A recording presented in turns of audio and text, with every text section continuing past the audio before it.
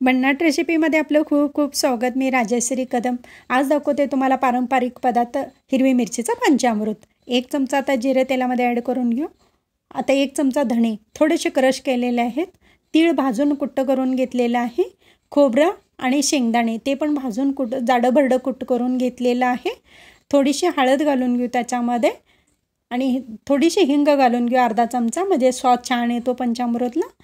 आणि आता 20 भर मिरच्या कट करून घेतलेल्या आहेत, त्या आता थोड्याशा तेलावरती परतून घ्यायच्या आणि मग नंतर हा मसाला आहे ना मिक्स करून घ्यायचा व्यवस्थित।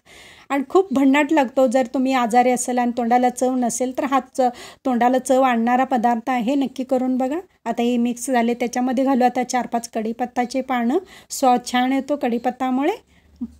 आणि आता चवीनुसार त्याच्यामध्ये घालू मीठ। खूप असं भन्नाट म्हणजे भन्नाट लागतो, जेवणावर तोंडी लावायला म्हणा किंवा असं फ्रीजशिवायसुद्धा हा बनवून ठेवलात ना आठवडाभर काही होत नाही ह्या पंचामृतला।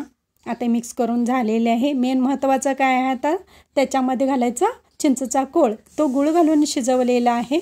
अर्धी वाटी घेतलेला आहे तो कोळ।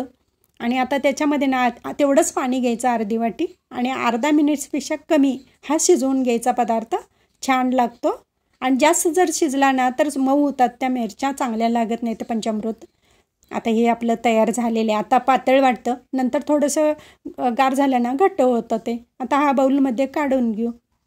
आणि माझी रेसिपी व पदार्थ आवडल्या चॅनलला सबस्क्राईब करा, बेल ऐकून दाबा, लाईक करा, इतरांना शेअर करण्याचं विसरू नका, तसेच कमेंट करण्याचं विसरू नका। आपल्यासाठी अशीच नवनवीन पदार्थ आणि तोपर्यंत धन्यवाद।